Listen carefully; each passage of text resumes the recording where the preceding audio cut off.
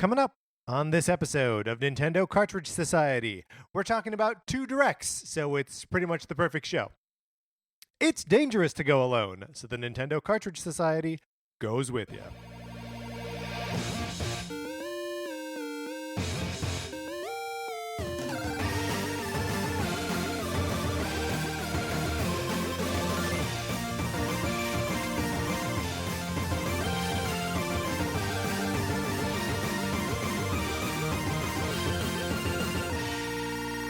Welcome to Nintendo Cartridge Society. My name is Patrick Ellers. I am joined, as always, by my co-host, Mark Mitchell. Mark, how's it going? It's going so good. It's like Christmas Eve around here. E3's that's right right. around the corner. That's right. We've got a direct that just happened yesterday that we're going to talk about. We've got a direct that's going to happen in less than a week. The Nintendo We're in like a E3 direct sandwich, and it feels so good. Oh, yeah. Love being the meat. Love being the cheese. Love being, whatever kind of vegetable goes on there. Yeah, and Lettuce, you know we're the mayonnaise. Tomato.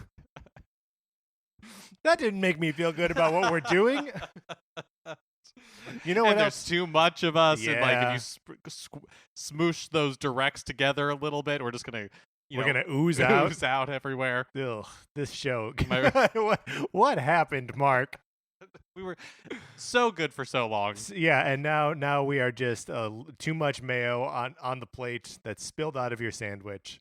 That's what this show is now. In a fun way. Right. This is it. Look, I don't mean to lead you down some kind of dark path. No, we're like the mayo that spilled out of your sandwich that you'd want to take home to mom. That's right. That you wouldn't be embarrassed to parade around at your 10th college reunion. Yeah, your child's bar mitzvah. Yeah, perfect. Here's something you would not want to bring to either a reunion or a child's bar mitzvah: Sonic Forces. You don't want to have to explain that to people. No, because it's weird. People will be like, are you a thing now? Are you dating Sonic Forces? You had to explain that. Yes, you are. You'll thank them to not ask you any more questions. And then they'll be like, where did you meet? Then you have to talk about this show. Right. Which, thank you, by the way, for talking about this show to anyone who will listen. But if you would like to borrow my copy of Sonic Forces, all you have to do is email us at Nintendo Cartridge Society At gmail.com. And then I send it to you. And you play it for as long as you want, which could include not at all. And then send it back. Although I feel like that's a misuse of the program, right? Right. We want people to play it. There's like 2 rules of this program. 1, you have to wait in line. That's right. And 2, you can do anything with this cartridge that you want. Yeah, no, absolutely. I expect that it comes back to me, but one day it will not happen, right? One day the cartridge will be mailed off and it will never return to us. Yeah. And that's just the way of the world. We have accepted that. That's right. But don't you be the one that lets that happen. Yes, that's like the 3rd rule is you can do anything you want. There's no rules. Right. Except for the rule that you Right. just got to send it back at some point. And don't feed it after midnight. All right, Mark, are you ready to get into our first main topic, the Pokemon Direct? Yeah, let's do it.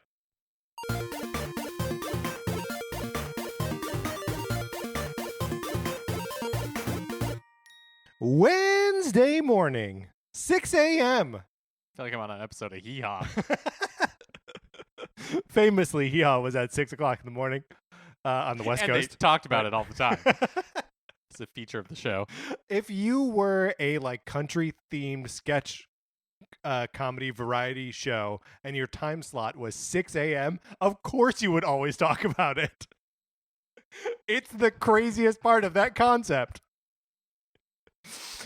A little bit of a weird time for a direct. I guess it's not super early morning for everyone. Was it worldwide at that time? Probably. So maybe that explains it. Yeah. That it's because you look 9 o'clock on the East Coast. Ooh, that makes such perfect sense. I know, and we're so used to being catered to here on the West Coast. Yes.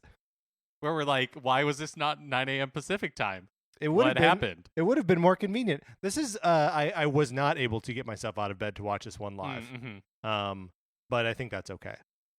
I think so too. Thank you, Mark. Yeah, I am absolving you of any concern that may not have been acceptable. So covered a lot of stuff in this. How do you want to break this? First, just I guess general reactions. Yeah, how does this make you feel about Pokemon Sword and Pokemon Shield? Look, I'm susceptible to hype. What can I say, yeah. right? And so we talked about on Tuesday, I was coming into this kind of like, it's just another Pokemon game. What are you going to do? I left this being like, it's another Pokemon game. That looks awesome. That's what I'm gonna do. Exactly. Yeah, it feels like more than just like another Pokemon game to me. Like the amount of time that they spent, like showing the character running through the wild area, circling the camera around him with reckless abandon because you can do that with the thumbsticks, and like Pokemon walking around out in the wilds there, got me excited about what this game is actually going to be. Like it gives real Breath of the Wild vibes. And I'm not expecting it to be like that exactly. But if it actually, because I don't know about you, but like when exploring other regions in other Pokemon games, I don't ever really feel like I'm exploring a real world. I'm exploring like a landscape that is there for Pokemon to exist in. And this seems like it actually is a space that you're exploring. And not just that, but I mean, the paths that you're walking on in the other games are so constricted and limited. Like they're called route or route. Yeah. You know, it's like very just like here is a path that you're Here's going to walk down. Or route number 1. Route or route number 13. Right. And so I don't know. Like when I said at the beginning that it's another Pokemon game, Mm-hmm. I do think that it is what we expected in the sense that it appears to be a core Pokemon game Totally. that is like taking baby steps of evolution, which I think is what we can expect from like a Pokemon game to do. I don't know that they're ever going to radically reinvent what Pokemon is, but you can definitely see that they are taking advantage of the bigger hardware, the bigger world that allows. Yeah, and Mark is saying bigger a lot. Maybe it's on the brain because one of the features of this game is the Dynamax system. Yeah, also my favorite motor oil. Dynamax, your car deserves it. Mark has been pitching our top 5 motor oils for 2 years, and I keep telling him I don't have one that could go on that list. But, you know, by the time our 300th episode rolls around, we'll be ready for it.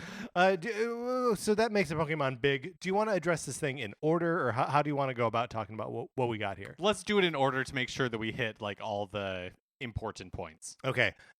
So first things first, we know we're in the Galar region, which, as they say it, keeps sounding like Gala. Yes. Region to me. I don't hear that ending consonant. Galar region. But maybe that's just because we're so used to our honky tonk hee haw 6 a.m. on Monday ways. That's right. So Galar region looks cool, looks great. We recognize it to be essentially England. UK. Yeah. And then they just sort of reintroduce the starters, the Grookey, the Scorbunny, and the Sobble. And I think I've been saying Grokey all this time, like a big dummy. Well, there are 2 O's in it, Mark. And I probably said it too. But yeah, so we got set straight on the pronunciation of those 3 Pokemon. And the Pokemon Twitter account, official Twitter account, like also tweeted out their like official like stat sheets. And I gotta tell you, I'm really turning on Sobble. I'm turning on Sobble. I don't like him anymore. I like how, but I feel like, is it Scorch Bunny? Scorbunny. I think Scorbunny is the milk toast one. Yeah, okay. Right, you're just kind of like, it's the vanilla of ice cream. It's fine. It's the consensus choice. If you're like catering an event, you're gonna pick Scorbunny because it's safe. Because people already like Bugs Bunny, and they're like, this is Bugs Bunny, but he's fire. The words out of my mouth, Patrick. Right. Sobble, to me, they're like, the Sobble, when he gets close to water, turns kind of invisible, so he doesn't have to see you. Also, he's going to cry all the time. Please protect him. And I'm like, all right, cool it. Like, it's okay for me, for a Pokemon to be, like, shy or to, like, have some anxiety. But, like, all this thing's deal is, like, take care of me. It's emotionally needy. It's a parasite. It's going to drain your energy. You're going to spend the day with Sobble and, you'll be like, I'm doing a good thing. I'm helping a friend who's in emotional turmoil. But, like, no, he's just sapping your energy. Sobble's a problem. I like that they're leaning into, like, how pathetic. He's so pathetic. Sobble is, like, very pathetic. Can't get its life together. No. You're trying to help. You're like, you can apply for jobs, Sobble. It's fine. Right. You know? Like, look, Sable, everyone hears a bunch of no's. You hear no until you hear a yes, and then you don't need to hear no's anymore. It's okay. Just get out there. You can't stay home in the fountain all day and fade into the water. So I'm not saying that I'm going to choose Sobble, Mm. although after the initial reveal, I may have. Yeah. You're right. It does seem like a burden being with him all the time, which is a terrible thing to say. Yeah. But it's true. You know, I'm already stretched thin because I'm going to be taking care of this Grookey. That's right. I am also going to be taking care of this Grookey. I really like that he has a stick. He's got a stick. He's a fun-loving monkey. Like, I'm there for it. He's going to boost me up. I don't need to be dragged down. Definitely the by a Spuds Sobble. McKenzie of those starters. Sure. I don't know if that's a strike in his favor or against. Guess it depends on how much you like fun. It does. Next, they move down to gym battles, and that they take place in big stadiums. Yeah, they're and like are soccer broadcast. pitches. Yeah, which is something that we saw in like the initial reveal. The one thing that they added is that they are broadcast on TV, which I guess doesn't really change anything. Well, I guess like, which tells us a little bit about the world. they have TV. Like Pokemon battles are basically Mhm. like what football is to the God. UK. Did you notice that there's some sort of flying drone camera thing? Oh, really? Well, I did only not because notice. no, I mean I don't know that we ever saw it, but when they were in the battle arenas, or I guess the gyms, really, there were that time where it was like the video camera like swooping around, and it had like a little icon of what I assume is maybe a drone Pokemon flying around. I don't know. Whoa, drone Pokemon. Well, speaking of new Pokemon, let's they introduced the art director to talk about some new Pokemon that are in the game. Mm-hmm. The first one up is a Wooloo. Yeah, It's a sheep. yeah, it's our new boyfriends. It is definitely our new boyfriends. We love him. The designer said that it has fluffy fur. That's wool. You can't lie to me. Anyway, it looks adorable. The next Pokemon up was a Gossifleur, which is Our new girlfriend. Which is our new girlfriend. We love her. She's a plant, and she evolves into an Eldegoss. I spelled this wrong. Which like turns her head from like a flower into like the top of a dandelion. The thing I like about Gossifleur's initial incarnation is because she kind of looks like Ariel from The Little Mermaid. She does a little bit. Who's wearing a hat. Look, Or a starfish. I feel like that happens in the Under the Sea musical number at some point. That she wears a starfish as a hat? Or like puts it in her hair. Oh, sure. Yeah.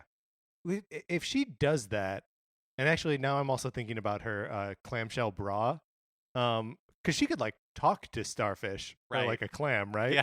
So she's like wearing their corpses on her body. She absolutely just like ripped it open. Like Godzilla to like that kaiju's mouth at the end of the Godzilla 2014. Next new Pokemon that we saw is the Dreadnought, which I think is a cute name for this thing. It's like a big snapping turtle. It's got powerful jaws and will chomp on you. And then we saw the Corviknight, which is like a big raven kind of thing. But they explained that it acts as a taxi. And can transport the player to any village that they've previously been to. Yeah, like in one of the cutscenes that they show, or some of the footage that they show off, you can see him holding on to a taxi that I think is like in the shape of a bird cage or something like that. So do we think his, that like claws? Do we think that this means that they're going to be like the same sort of like support Pokemon that there were in Sun and Moon, where like you needed to get on the whatever that like buffalo one was, so that you could like charge through things, or is this going to be like one-time use sort of things? You know how in Pokemon Let's Go, in order to fast travel, you like unlock. It wasn't a Pokemon, but you like basically got a bike type thing that you would get on, and then you could just fast travel to another location. Come to think of it, maybe it was like a special technique that you unlocked with like your Pikachu or your Eevee. I just wonder if it's something like that. Like you capture this Pokemon and they're not available until a certain point in the game. Yeah. And that just becomes like your means of fast travel. Well, I wonder if like you have to actually leave a spot in your party for like the one Pokemon just so you can fast travel, or if it's just like another. That would be my guess. They didn't make it seem like you would be battling with this Pokemon. It seems like that is like its purpose. We did see one scene of it in battle. Oh. So it is also a regular Pokemon. Oh, so maybe it is. Maybe it does have to be in your party or something. Could be both or either. They also promised lots more new Pokemon and many that you are already familiar with. They did not say all of the Pokemon that you are already familiar with. What do you think about that? I mean, yeah, that's a good point. All of them must be available in the game because anything that you can put in Pokemon Home, you will be able to bring into Sword and Shield. I mean, do we know that? Yeah. That's at least what the arrows would have us believe from the presentation, or like the slide in the presentation that we talked about on Tuesday. I wonder. Yeah, I don't know. Maybe this is complete speculation, but maybe that's one of the reasons that it's not coming until 2020. Totally possible. I will say that I thought Pokemon Let's Go was a good looking game, but just from what we've seen of Sword and Shield, it looks even like a step above that. I think the renders of the Pokemon just look like cartoons from what we've seen, which is really cool. Yeah, and the environments look great too. Again, just like being able to you have to do so much more work to render the environment when you can drop the camera down like that. And actually feel like you're in the world instead of just like viewing it from above. So yeah, I think this game looks great. Yeah, which is a perfect segue to talk about those wild areas that they show off. So the wild area is, basically just the plains of this game, the Hyrule field, if you will, of this game. And the Pokemon that you encounter vary based on where you are in the wild area and what the weather is like, which means there's weather in this game. You said earlier that it gave you like a Breath of the Wild vibe. Yes. And there's a part that you see in one of the clips, like a part of the map, that reminded me so much of Hyrule Bridge from Breath of the Wild. Like, it was almost identical. It looks really cool. One thing that I really like about this, and how you can kind of see that they're taking some of the ideas from Let's Go and melding it with a traditional Pokemon game plus some new stuff, is that in these wild areas, my understanding is that there won't be random battles here. So there will still be random battles on the route or routes, and that in the wild areas, it'll be like Let's Go, where you can see the different Pokemon running around, and you're able to just like go to the ones you want to go to.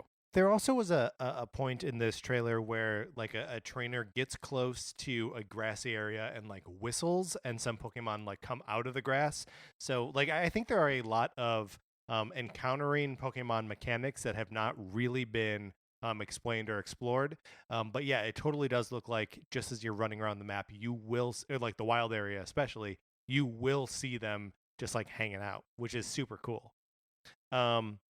Mark, do you want to talk about Dynamax? Well, I think first we should talk about in the wild areas is also where you'll be able to do this new like multiplayer encounter. Yes, which is part of this Dynamax, part of the greater concept, right? So Dynamax, you make Pokemon big. Make them big. It seems like this replaces Z moves. Yes. It can be used once per battle and lasts for 3 turns, and then you go back to being small. When you're big, you're more powerful. That all stands to reason, right? And you're enormous. You're not just big. You're like, you're Pokemon. Yeah, the trainer just gets really big. No, the Pokemon gets like 10 times the size that it normally is. So what Mark was alluding to before is there are these max raid battles, which 4 players join together to take on one Dynamaxed Pokemon who is Dynamaxed the whole time, and that's the 4 of you fight them together. Yeah, only one of you can Dynamax your Pokemon. Yes. I'm hoping you can do this with friends and not just like random people. I'm hoping there's a good like an easy way to like form a party. Yes. Or if it's going to be MMO style, where like you can see other people that are out in the wild and party that up would with be them. Nice too. Yeah, it'll be interesting to see how that works. Yeah. Like if you're just like seeing a spot on the map where like there are 2 people waiting for a third or a fourth. Right, because in the trailer there's those like pink light columns, for lack of a better term, that are scattered around the map, which appear to be where you like kick off one of these multiplayer raids. So I wonder if like maybe there's a little if MMO you'll just like see well. them, and I'm sure you'll be able to just like locally, if you are hanging out with 3 other people playing this game, that you can just do these. And again, what Dynamax Pokemon you are fighting depends on the location and, again, the weather. And they did say that some Pokemon can only be caught in the max raid battles, which is kind of cool. Did it seem to you like everyone gets a shot at catching the Pokemon? Yeah, it did seem like once your parties whittle down their health that they didn't make it explicit, but I would imagine that everybody has an opportunity to catch that Pokemon for participating in the battle. They also made it seem like this isn't the only multiplayer feature that's going to be in the game. Yeah, so I think we'll find out more about other I mean, obviously they didn't talk about like battles player versus or anything. Player battle, or trading. So all that stuff has to be part of this game. I guess I assume that was kind of like table stakes, and I'm hoping that in addition to these multiplayer raids, there's other kind of like new multiplayer things advanced in this game. Yeah, and we will certainly learn more about that as we get closer. Then they moved on to new characters. Mark, we've got a brand new Pokemon Grand Champion or whatever, who I don't know that I want to take down so much as like be my friend. Sure, he could get us into the Magic Castle. He would Leon is definitely a member of the Magic Castle. Has a real weird beard. He wears a cape. Does he have a crown? Does he have a crown? I can't remember. If he doesn't, he should. Well, doesn't real weird beard sound like it should be the name of one of those like 90s ska alternative bands? That's just Real Big Fish. That's all you're saying. And I agree with you. In addition to Leon, he's got a little brother named Hop, and he is basically your rival. His Pokemon journey begins the day that your Pokemon journey begins, so he's your best friend / worst enemy, and you'll go on this adventure with him, probably.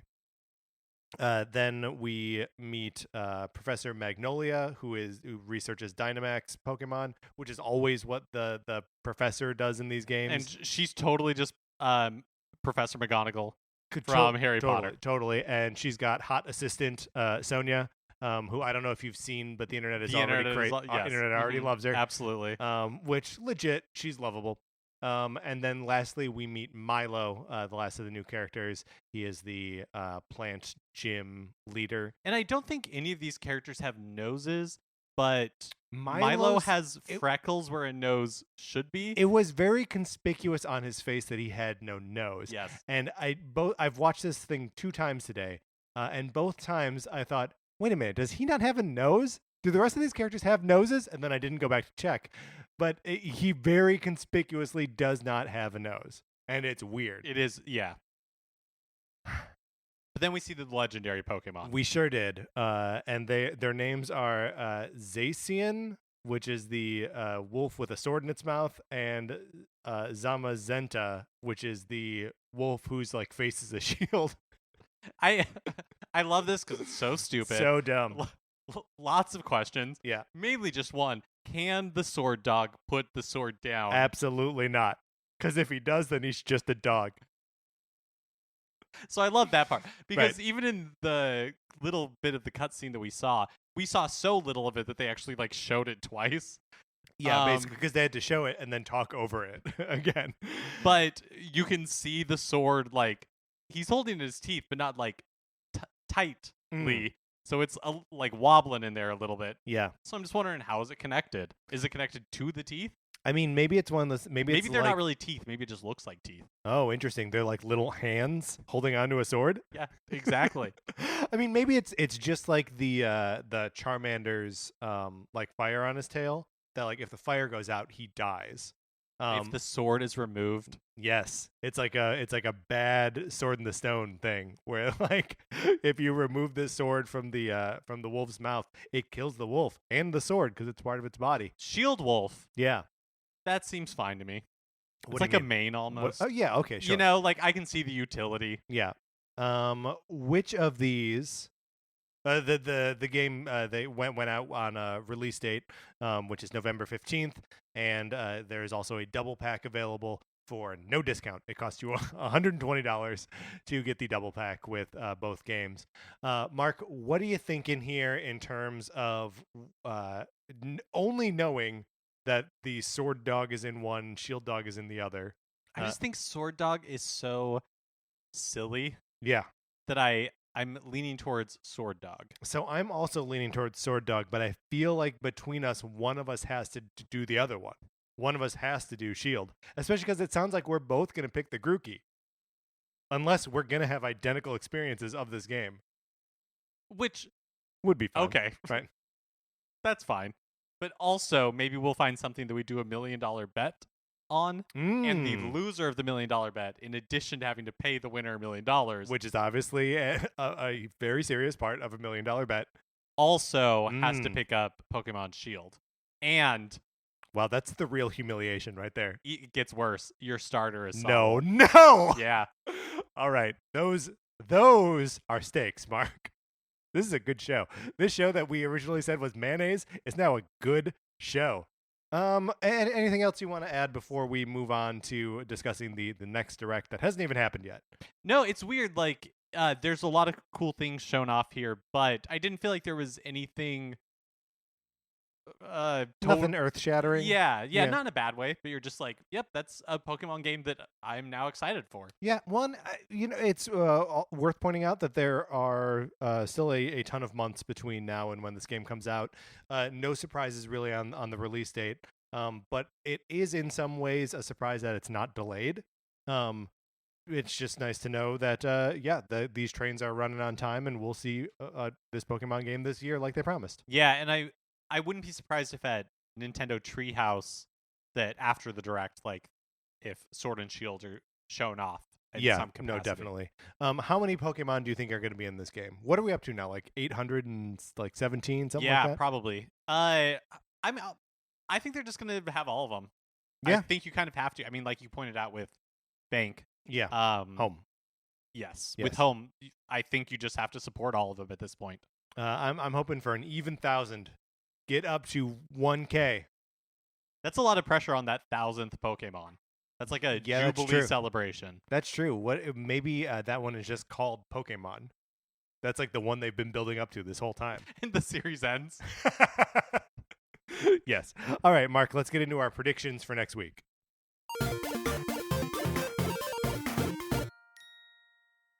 Now, normally, we would have like a bunch of predictions. That's right. But we're already like a half an hour into the show. And also, I made predictions because like that's what we do, and that's like how you get excited about E3.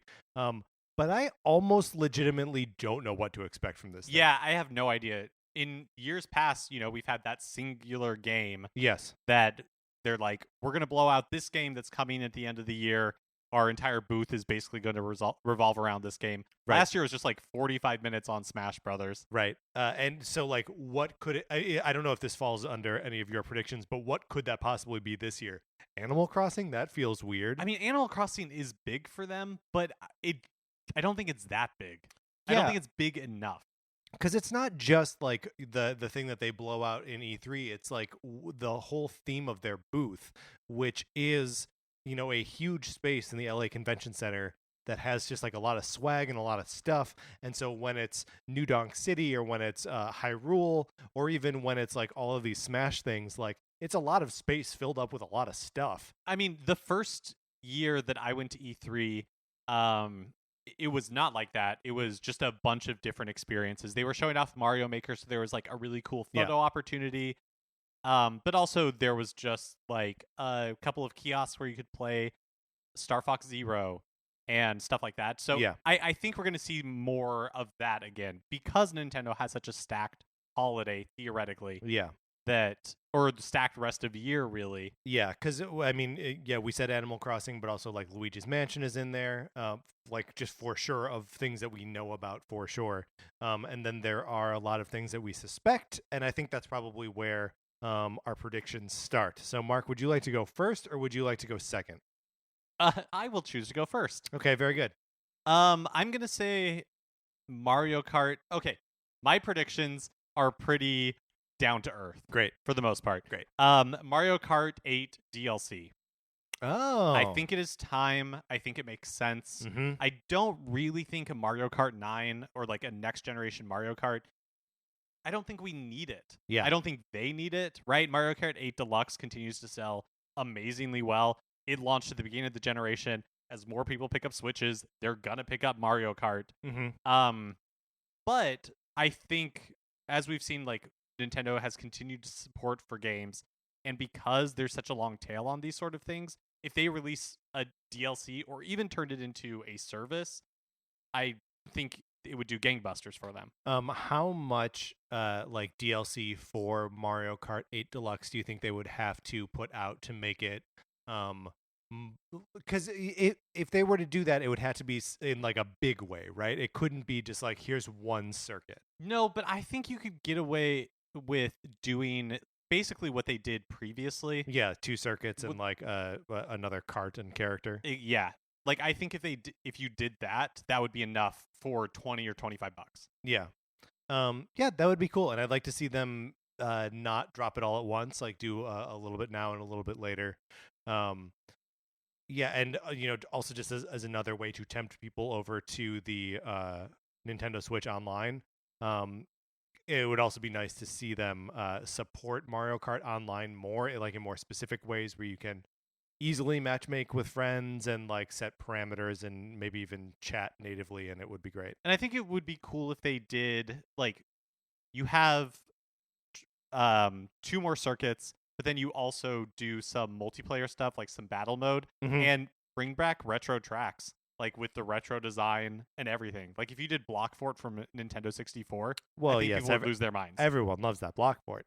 Yeah, no, it would be great to get more both classic tracks and like more just brand new tracks would be really, really cool. My first prediction, a Metroid Prime complete HD collection. I'm not talking no trilogy here. I'm talking all 6 Metroid Prime games in one high definition, retooled for not motion control and non-touch control package. Okay, so it would be the first 3 Metroid Prime games, Pinball, Hunters, and Federation Force. Yeah. And in part of this, because with both Federation Force and Hunters, they would need to do a lot to build a like online infrastructure or local multiplayer infrastructure. With that, they are also bringing back the multiplayer in Metroid Prime 2, because if you recall, there was like a just battling 4-player battle when there was the Metroid Prime trilogy on Wii. Yes. And I guess that got ported to Wii U as well, right? Digitally? I mean, it was part of the like Wii games that were available on Wii U. Did they support the multiplayer in Echoes? No. Oh, okay. Did they just rip it out entirely? Yeah. Or could you do it locally? No, I don't think you could do it locally. Could you do it locally on the GameCube? I don't remember. I assume you had to, because there wasn't really... Oh, great point. Like, man, what a great point. Yeah, because online didn't really exist. Yeah, I don't know. But this, I don't know that there's a universe wherein Federation Force or Hunters or even really Metroid Prime Pinball like survive the sunsetting of the DS and 3DS just like as entities without being collected with the rest of them. I think you're totally right, especially with the terrible reaction that Hunters got right when it was revealed. Like, no, not Hunters, Federation Force. Oh, Federation Force. Yeah. When it was revealed, it feels a little bit like Virtual Boy, where it's like Nintendo just kind of wants to forget that it happened. Yeah. And maybe that this is a far out there prediction. But people keep making the prediction that we will see a Metroid Prime trilogy, and like that seems cool to me. But it simultaneously feels to me like it's more work than people are expecting it to be, and that it is also not a complete enough package without the rest of these things. Like, I think people forget that like those games aren't HD, A, and B, for the trilogy they were all made to include the motion controls. Mandatory. You can't play them with regular controls. Well, and you can't really play them with like dual analog either. Like the original 2 are very much built around like the GameCube controller, but I will say Retro has to have been working on something for all of those years, so it is a lot of time that if they wanted to do this, they could. I just want to say one more thing about Federation Force. It's way too... I have not played it, but from everything that I've read about it, it's actually a really fun game. Mm-hmm. But it's such a victim of coming out before Metroid Prime 4 was announced. Yes. Because if Metroid Prime 4 was announced and Federation Force came out after, I think the reception to it would be so much better. Yeah, because if people we knew wouldn't be like, you're the reason we're not getting Metroid Prime 4. Right, which is insanity. That if people are like, like Nintendo's going on the checklist, and they're like, well, we already have Metroid Prime represented, so we don't need to make 4. Like, that's just not, how that would work. But yes, I'd like to see that game given new life, and especially, and I've thought this, and maybe even voiced it a couple times that, like, I'm bummed out that Zelda Triforce Heroes is now sort of stuck on 3DS, and even kind of came out on 3DS when people weren't really playing it to the extent that, like, if I want to go and find 2 other people to play a Switch game with, that's super easy. If I want to find 2 other people to, like, play a Zelda game with on 3DS, that's a hassle. But the matchmaking of 2 more friends on Switch would be super easy, which would be perfect for Federation Forces. So my next prediction is that we're going to see the reveal of a new Smash fighter. All right, because I think it's totally due. But before you get into more specifics on yes, that, please. I have made a counter prediction. And I told you that I was going to do that at the beginning or before we started recording. You said, I don't know what that means. I can't wait to hear what it is. Counter prediction, they will not mention Smash Brothers at all. I see you are countering my prediction. That's right. Just like a move in Smash Brothers. That's right. I tried to lay a prediction down and you were like, and no. I pushed down B. So I think they made pretty clear that all of the fighters were going to come out in like the first year from release, or I guess like 18 months. Yeah, 18 months. So it's been at this point a while since Joker was released. So I think we're due for the reveal of another one. A pretty good long time since the game itself came out, right? The beginning of December. Yeah. So it's been 6 months. Yeah, and it just feels like a thing that even if you showed it off in Nintendo Treehouse, right, you're obviously going to get a lot of traction for whatever it is. Mm-hmm. Has there ever been one of these additional, including in Wii U, fighters that were a Nintendo first-party character? I guess Bayonetta-ish, but like all of them are usually like third parties, right? Well, or returning characters, because like Mew was a downloadable character. That's right. Or like some of the Fire Emblem characters as well. Corrin, right? Yeah, Corrin was a downloadable character in the last Smash game. So yeah, they have been previously, but I don't know if we make too much of Reggie saying that, like, yep, now you see with Joker how this is the track that we're going to go for all of our DLC characters. We all jumped to the conclusion that it's like, they're going crazy with these things. The next one could be, Waluigi or something, and like, that's fine. I do think it's going to be a third-party character. Okay. And so my prediction is that it's going to be somebody from the Microsoft stable. And it's not going to be like Minecraft from Minecraft. It's not going to be Steve from Minecraft? It's not going to be Halo from Halo. Okay. It's Master Chief from Halo? I think it's... I know you know these characters' names. I think it's either going to be Joanna Dark from Perfect Dark. Fine. Or... James Bond. I was going to say, like, Mr. Fable from Fable. I don't think the character is your avatar, so I don't know if it ever has a name. Yeah, I don't think it does. You. But I think we have seen Nintendo and Microsoft have more of a buddy-buddy relationship as of late, and I will be surprised if we don't have some sort of Microsoft representation in Smash Brothers. What about Banjo-Kazooie? No, thank you. Do you think too much? I think it's just like Duck Hunt Dog. That's a good point. I think it's like too similar. What about Forza? Yeah, what about Forza? There's a car. I would love if the new DLC is just a car. What if it is Senua from Hellblade? That'd be cool. Because that game has also been on Switch too. That would be or Cuphead. Yeah. Oh man, that's the answer. Cuphead for Smash. That'd be awesome to have that like hand-drawn 2D animation alongside all of these other like fully rendered 3D characters. Yeah, that'd be amazing. He would be right at home with Mr. Game & Watch. That's right. What do you think? Available now?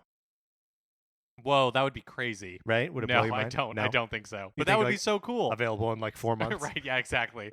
Available soon. I'm just saying it has already been 6 months since this game came out. But not that long since Joker was released. I guess that's true. All right, my second prediction goes a little bit outside the Nintendo Direct, but it may also appear in the Nintendo Direct. Rocksteady, the Batman Arkham game developer, recently announced on Twitter that they will not be at E3. Noticeably quiet during this time is fellow Arkham developer WB Montreal. I believe, I suspect, I hope that they are working on some sort of Arkham game and that it will be launching on Switch the same day it launches on the other two platforms. Wow. We've seen some sort of support for Nintendo platforms in the past from the. Didn't Origins get a late port? Was it Origins or was it City that got a late port on the Wii U? And it was either a launch title or a borderline launch title, and was one of those like half measures where it's like, okay, technically this game is here, like Mass Effect 3. And I think that part of WB's video game publishing strategy now is like support the Switch, because we saw Mortal Kombat 11 come to Switch day and date with everything else, and it's not as pretty as it is on other platforms, but it's there and it sells well there. So I think that we will see WB Montreal's Arkham whatever, and it's coming to Switch. You do think it's going to be like in the Arkham line of games? That'll be another Batman game? Yeah, totally. I think whatever we're seeing from Rocksteady might be different or outside of that. But yeah, I think the WB Montreal will even be called Arkham something. It is weird that it's been so long since we've heard from either team. Yeah, it's a super long time since we've heard from either team, and the Arkham Knight was like 20 years ago. It was so long ago. But it's also just like a formula of game that has performed well consistently. Yeah. I mean, the Spider-Man game that came out this last year was basically... It's just a Batman game with Spider-Man. I mean, just like a Spider-Man comic is a Batman comic with Spider-Man. That's exactly what I'm saying. So my third prediction is that we are finally going to see... I hate using the term finally. We are going to see retros, whatever Retro has been working on, finally at the C3. And whether that is a Metroid Prime series collection or like something completely new. Do you think it'll be something completely new, or do you believe these Star Fox Grand Prix rumors that then disappeared as quickly as they came? Yeah. I think it'll be something, completely new. Something that is totally unexpected. And honestly, will probably people will be disappointed initially, I think. Because it is not either of those. It is not either a Metroid Prime thing or a Star Fox thing. No, I think it's just like whatever we've discussed in the past, like just the anticipation of the unknown. Yes. Even if you I specifically don't have an idea of what a new retro game would make me happy, or like what new IP from retro I want to see. But I guess so I think people are going to be disappointed either way. It's either going to be too kiddie. It's going to be not an open world. It's going to be whatever is not good. Nintendogs and birds. Exactly. But then I'm sure when it comes out, it will. I mean, hopefully, I'm doing a lot of predicting here. Right. But basically, I think we'll see whatever Retro's been working on. Good. I would like to see that, because that is a studio that I like, generally speaking, and it's been weird to not have anything from them since Tropical Freeze. My final prediction, and this is sort of a loose one, we'll see something new. A new IP, and it'll be kind of cutesy, and it won't. We're not going to see anything in the fitness or like the whole sort of like extended Wii brand. Like, we're not going to see any music stuff, any fitness stuff. There will be a new Nintendo IP, and it'll be cute, and people will go nuts for one character design in it. And we'll see a lot of fan art of one character, probably a thick character, 2 C's, and we'll all love it together. That's my guess. I think it's going to be a great E3. I think it's going to be fun.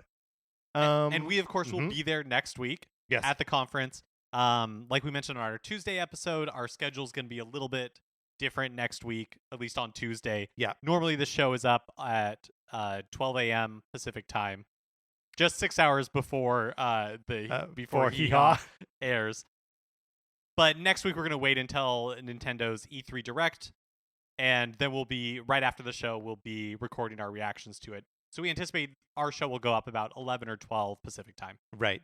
So it's as little time as possible between the Direct ending. Mark's going to come over. We're probably going to have donuts again. You brought donuts tonight. We're probably going to have donuts again. And it'll be great. And then we'll go to the show floor and we'll see some games, play some games. All right. Before we close out of this, I would love to know anyone else's E3 predictions. I know we are running up dangerously close to it, but email them to us at Nintendo Cartridge Society at gmail.com. All right, Mark, let's close out of this section.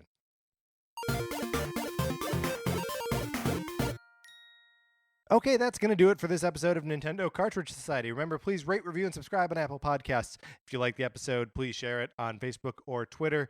That's how people find us. You can follow us on Twitter. I'm at Patrick_Ellers. Mark is at MKE Mitchell, and the show is at Nin Cart Society. We also have a Facebook page, which is just Nintendo Cartridge Society, so check that out as well. Olivia Duncan made our logo. Our theme music is provided by 8-Bit Betty. You can get more of his music by going to 8bitbetty.com or by listening right now. For my co-host, Mark Mitchell, this is Patrick Ellers, admitting that I've never seen a full episode of Hee Haw. Did we call it Yeehaw at one point in there? Thanks for listening.